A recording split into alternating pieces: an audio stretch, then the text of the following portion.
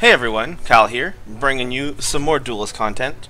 Sorry it's been a couple days since the video came up. It wasn't because I was just dicking around. I wanted to get the account to Diamond, because I feel like at least being in Diamond is a better place to show content, because people know that the deck is, if you're showing a deck, right?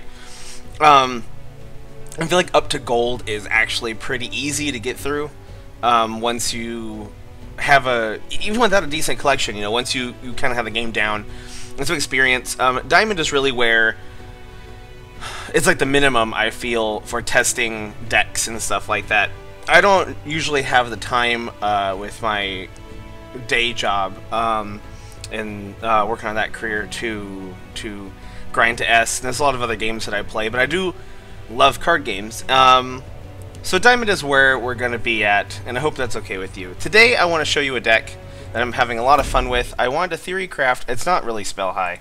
I'm going to fix that real quick. It's supposed to be value Kaleos. I called it spell high when I first... it's called spell high because I took apart a spell high deck to make this. But the whole point of this deck is just to get a lot of value stuff, right?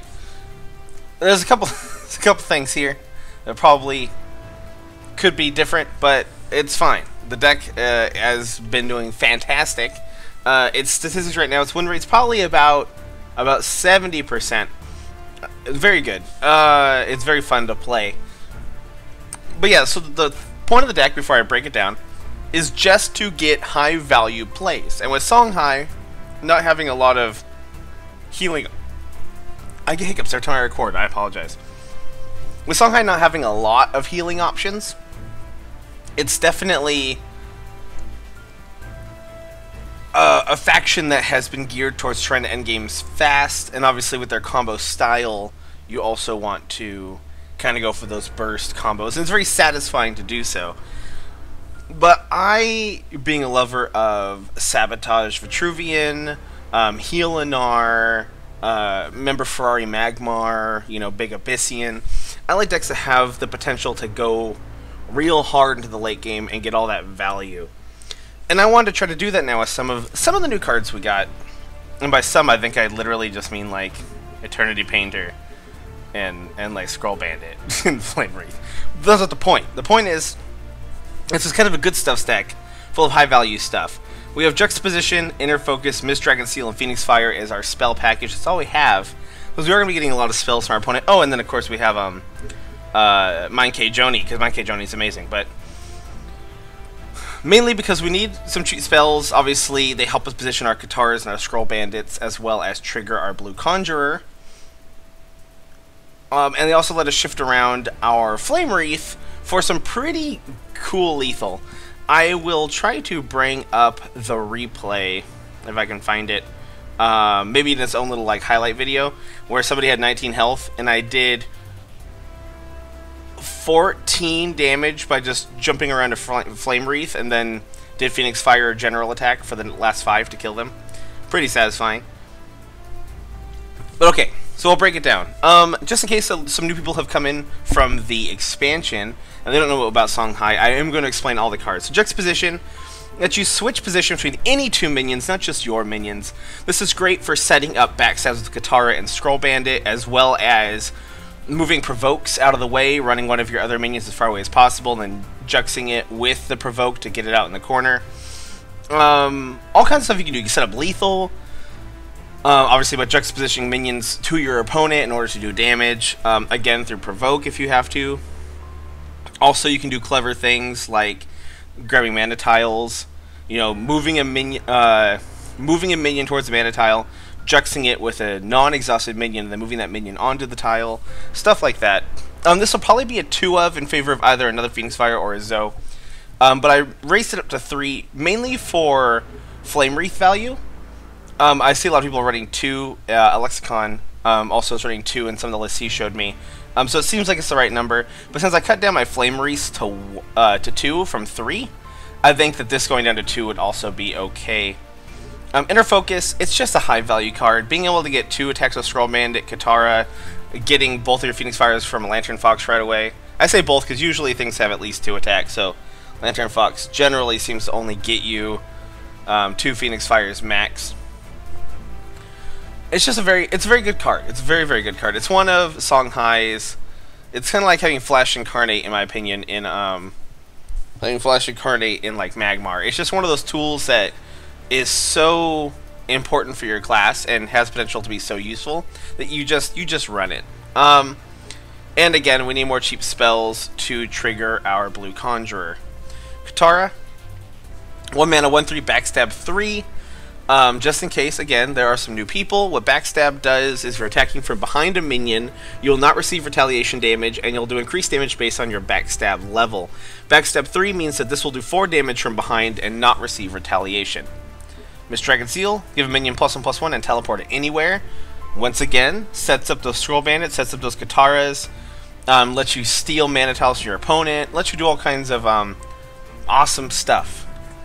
Also synergizes with Flame Wreath, since it's you'll see in a moment, but when it moves it does damage around it.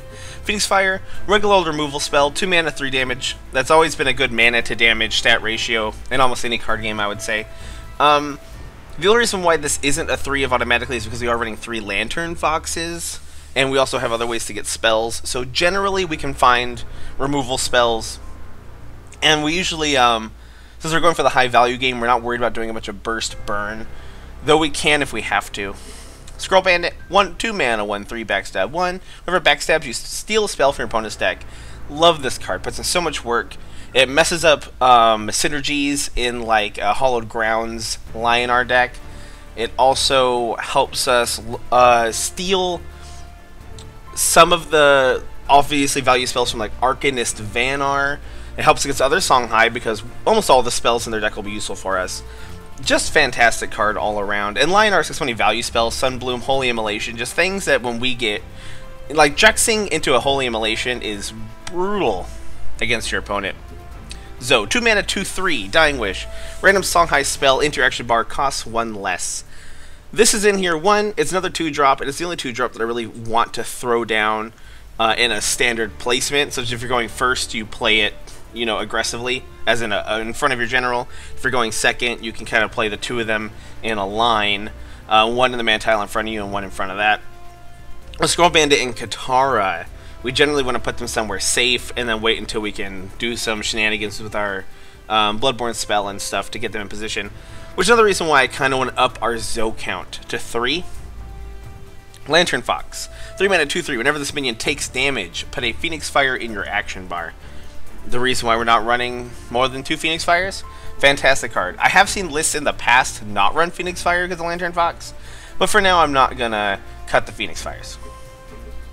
Mind Cage Oni. This card is so good. Probably my favorite card in a long time, and the card that inspired this deck in the first place. 3 mana, 4/3 Sentinel, meaning it enters the battlefield as a generic looking 3/3. It turns into the Mind Cage Oni whenever a spell is cast by our opponent. And then its ability is constantly, whenever an opponent casts a spell, we get a copy of that spell on our action bar, including the spell that triggers it. If you put this somewhere far away on the battlefield, and your opponent casts even their Bloodborne spell, and triggers this, they're going to be forced to use spells, usually to kill it. And even if it dies, it's like they had to use removal on it, and you got copies of all the spells they used that turn. It's wonderful. Even if all they do is Sunbloom it right away. Actually, that's a bad example, because I don't know if Sunbloom, if the silence triggers for it before it flips. But I'm talking about like if they Holy Immo it or something, it'll flip, we'll get a Holy Immo, it'll die. We still get that Holy Immo. Flame Wreath, 4 mana, 2/4. Whenever this minion is moved for any reason due to damage to all enemies around it.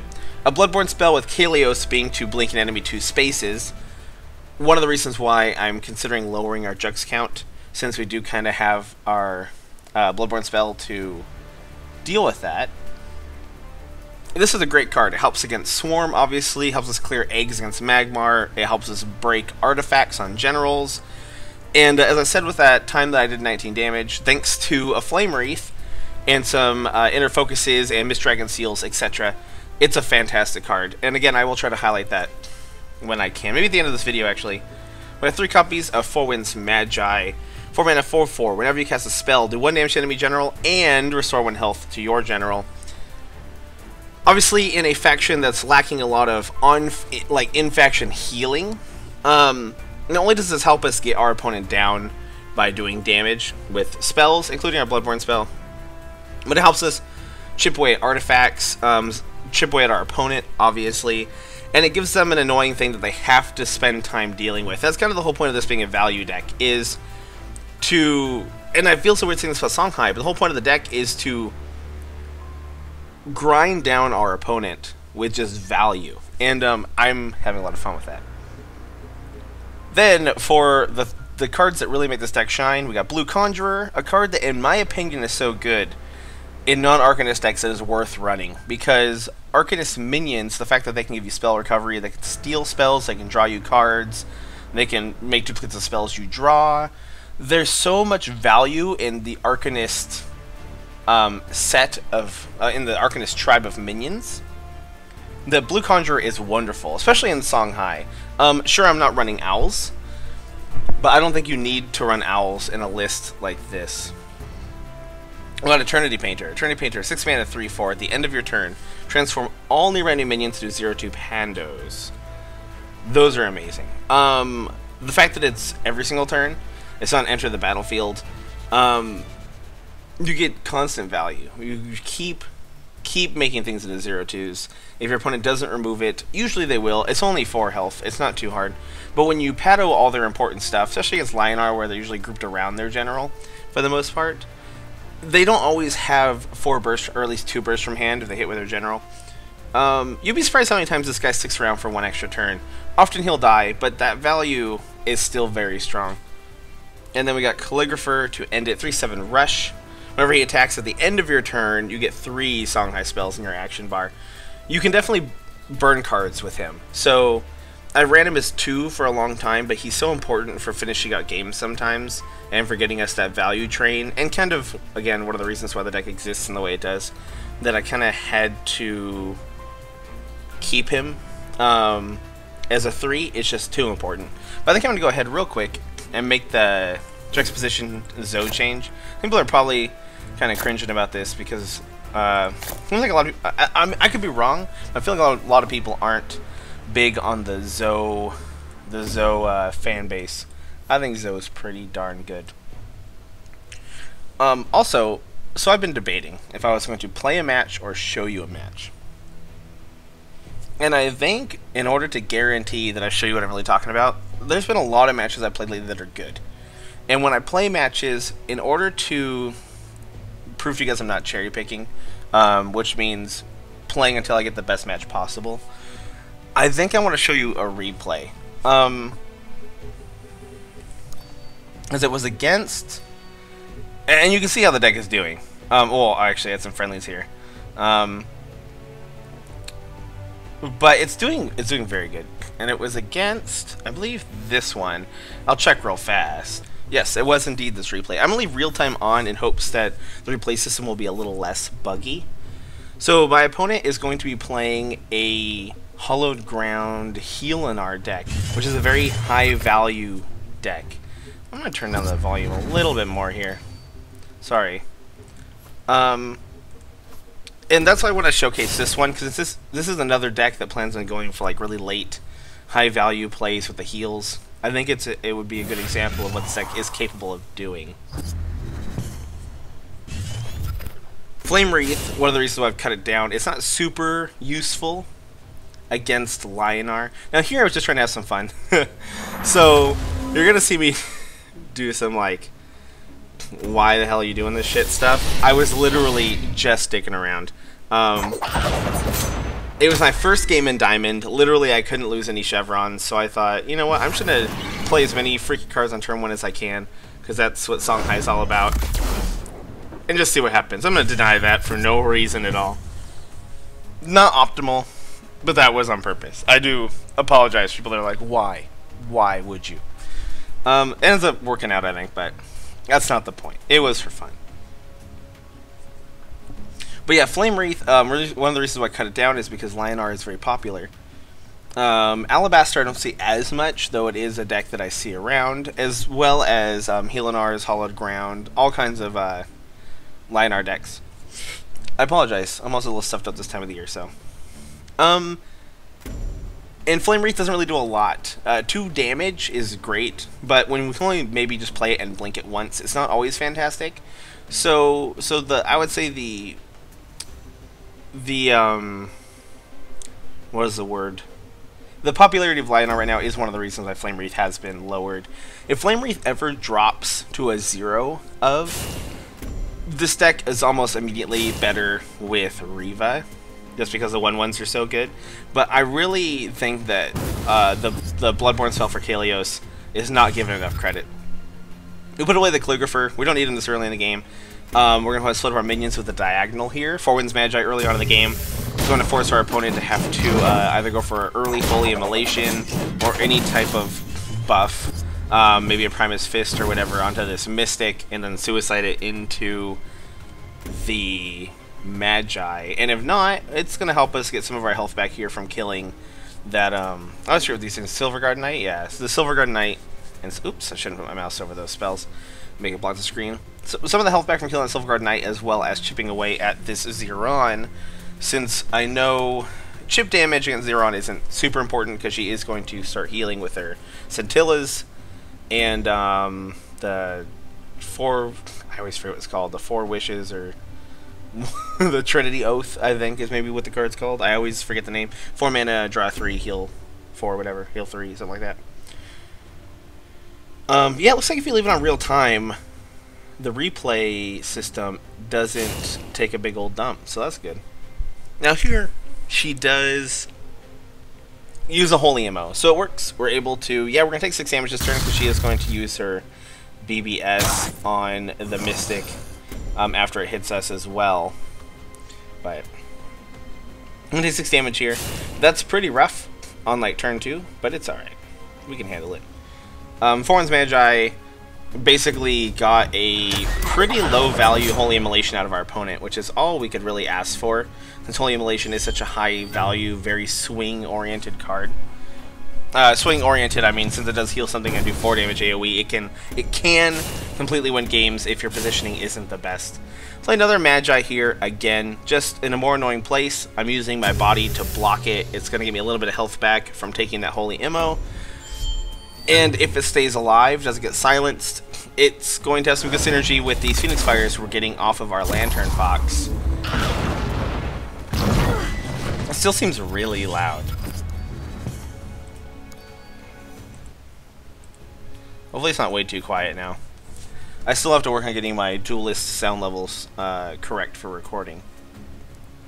So at this point in the game, we're already on 5 mana. Obviously, I'm going to be holding on to the Eternity Painter, because against factions like Lionar and Abyssian that have really high value minions, Eternity Painter is our key to victory. Key to those Ironcliff Guardians, Silverguard Knights, Illic Stormblades, anything, you know, anything with Ward or Force Field, I should say. Pato it, just get it out of here. Get the Pato out of here. But, Sun Sister Strop, I think is how you pronounce her. Stropey. No, I'm joking. But, a card that I very much enjoy. I ran the Sun Sister in my heal decks. I just love the spells. Now, one thing I will say, just real quick, you can see what's going on, I apologize, is that one thing I've noticed is in the past, every other healing trigger that said when something is healed, right, do X, I feel like I've only ever seen them trigger when something actually is gaining health. But it seems like with these Hallowed Ground, they're triggering on heal abilities even when they don't actually restore any health. Is that a bug, or has healing always worked that way? Because for some reason my brain just doesn't remember healing effects working that way. I thought that they always only triggered when health was really restored. But it might be because I'm thinking about the way Hearthstone works, since I do jump between games. Because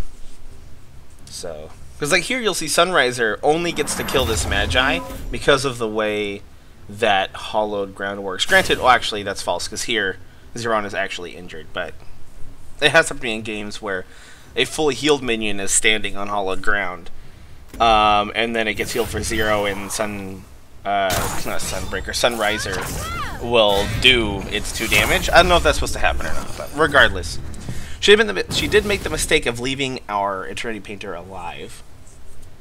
And that's great because even though, sure, I could remove these minions by flickering things around and Phoenix firing, honestly, at this point in time, I kind of just want to Mist Dragon and get some Blue Conjurer triggers, as well as just Pado everything. Flame Wreath does have a lot of synergy with Pado, as with the Eternity Painter as well. Since it does 2 damage to everything around it, it lets us clear out the little Pados that we make. The reason why I didn't attack Zeron here with Eternity Painter is mainly just to make sure that she would have to find some way to do 1 damage. She should, I believe, still have a True Strike in her hand, so she should be able to kill it this turn. I don't remember if she does or not. But I basically didn't want to attack it because then it'd be a 4-1 and it could just die for sure. Granted, she would potentially take 8 damage from that, but she's down to 3 cards. We're really starting to grind her out. We're going to start getting, hopefully, some Blue Conjurer value. I'm down to 9 health. I really need to make sure my plays are good so that I can afford to drop the Trinity Wing this turn and start getting some healing out of it, as well as removing these Pados with the do 2 damage to anything, if I can afford to do that as well. Basically, my next turn, I want to be a little greedy to try to get the board state more manicured towards what I want it to look like, and therefore I don't want to attack with Eternity Painter to force her to deal with that really annoying effect. Because getting ourselves to a board state where we're in control enough that I can play the Archon Spellbinder is going to be fantastic. Making her spells only cost 1 more. Sure, she has a low hand, but that's just less efficiency for her. And then here, sadly, he is going to go down. I need to start getting somewhere safe, but a Hollowed Ground deck doesn't usually have too much burst other than their Sunrisers. And if they're able to play the 2/4 minion that gives them +1 attack and everything heals, you know, and then attack me, sure. But other than that, they have Holy Ammo. I guess they have a few pieces of burst, but nothing I was too worried about. Now here, in order to get a better board state, I did have to put my minions in a really dangerous situation. And with that, I mean I am completely set up in such a way that if she has a Holy Immolation, she's going to blow me out and win the game. But when you're down to 5 health against an opponent who's playing a very high value deck, your only option is to take risks. Not always. I mean, obviously if you were far away, you could try to turtle in and play a defensive game, but since I'm already so close to her, I'm back down against the bottom wall, and she has a lot of Pados that I just don't have the time to remove right now. I need to make sure that I'm putting the pressure on her regardless of my health total. I do burn a Oni here, and that's very sad, but at the moment, hitting as many Trinity Wings or any Archanyst to give us healing is what we need. And before we get to people, they're like, oh, well, you just win this game because of Trinity Wing RNG. We never actually, kind of a bit of a spoiler, but we never actually take enough damage for the healing effects to Trinity Oath, that's it, to actually matter. And as sucky as it is, I mean, variance is part of a card game, something we have to accept. And it seems that digital card games, such as how they work nowadays. And on top of that, you know, the deck's win rate is good. And not, you know, not every game. In fact, just this one have I gotten really good Trinity Wing value. So there's a lot of things against it. I know I'm kind of defending a non-argument in the sense that nobody has said anything yet. But sometimes I feel like when you're going to be putting something on Reddit / YouTube, you kind of have to be in that mindset. And that's unfortunate, but true. Alright, here I need to kill off Blue Conjurer. Because he's actually giving me too much value, and I can't afford to keep burning cards in this grindy matchup. I need all the value I can get. I want to start getting rid of any Pados that's defending her back. Basically, because I want to start moving towards the left, because her minions are all on the right. And that Pado is just to be the closest one to where I plan on ending. This Katara is in an unfortunate position. I don't really have a way to save it unless I blinked it over the Pados. But then, you know, it's not anywhere useful. So my only choice is really to put it into danger and use it as either bait to for provokes or anything like that. Go ahead and heal here again, kill another Pado. And even though she has 5 cards in hand, I'm starting to feel pretty good that we can get a winning position out of this somehow. But her sitting on the hollowed ground is actually pretty good value for her, because over time, you know, healing 1 every turn does add up, combined with the fact that she has Mystics and other stuff like that as well. One thing this deck is missing is Lightbenders. We can get them from the Blue Conjurers, but obviously we can't rely on getting anything from Blue Conjurer, since we're not even always playing him every game. But Lightbender is something that, if you guys want to try a deck like this, but you want to make it a little less focused on the value, and a little more focused on just being straight up super, I don't want to say optimal, because the deck I feel is optimal, since it is doing well. You know, it's proven itself. If you want to make it a little more to your liking, a little more like MLG, I mean that, yeah, I don't know, whatever. Then you definitely want to see. I don't know why she didn't just attack this thing here. That's one thing I don't understand. It's like she was really hoping that it would just die, but she was taking a 33% chance, and that was just not good. If she had killed it, and she has so much health already, it just didn't make sense to me. But regardless. Regardless, it's still going to die here. I'm going to obviously try to destroy this artifact.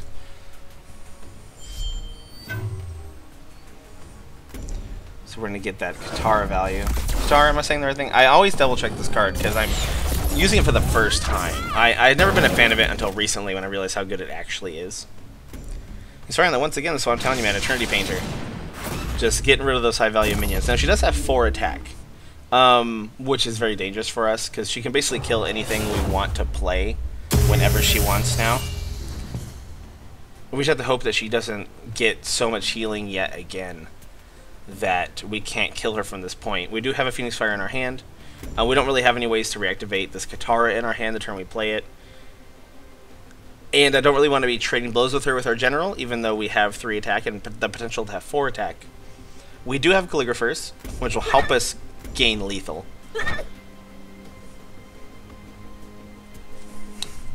Also, a bit of bad positioning on my part here. I was in kind of a hard place, because I didn't want to be near her in case she had a way to do 4 damage with her general and then potentially kill me with something out of her hand. The game had gone on long enough and the deck was doing so well, and I really could feel a victory possible here, and I didn't want to put myself in unnecessary risk. But by moving to the corner, I obviously put myself in unnecessary risk, because I'm surrounded by Pados, and have the potential, if she blew out my board right now, to get logged out from summoning things if I got fully encased in Pados, which is a weird sentence.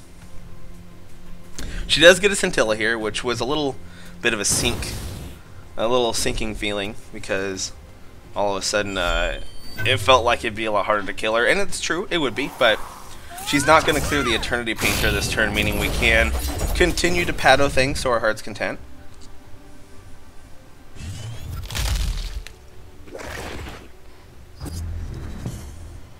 Again, I threw the Katara away here. Oh, I thought I did. I'm sorry. I threw away the +1 attack because I couldn't attack these Pados. I was thinking about throwing the Katara away because I didn't have any activators for it, but in the end it was just better. I also wanted to play the Flame Wreath and blink it over to kill all these Pados to free me up, but it was just much more important for me to get rid of that Scintilla, since she's now effectively top decking. I didn't want her to be able to to continue to heal over time and give her more chances of top decking something I can't answer.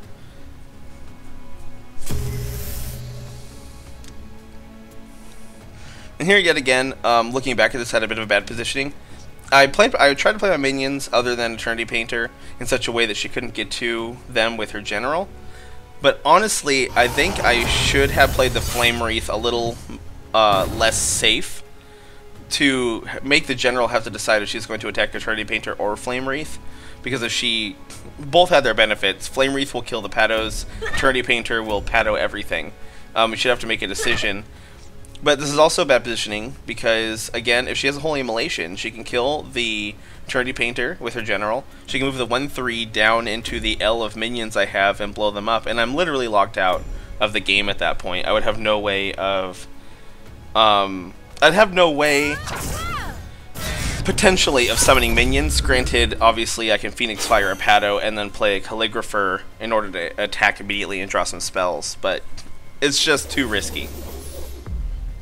Here we go, we see the Mind Cage Oni activating. Fantastic card. I love that card so much.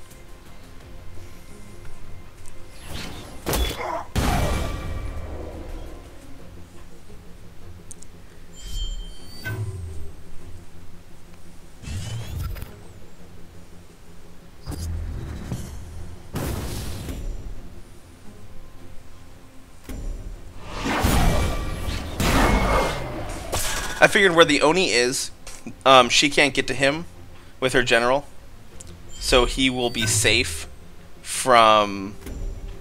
He will have to die to spells, in which case I'll get that spell as well. So I went ahead and just accepted the fate there. Calligrapher. Did I move Calligrapher up?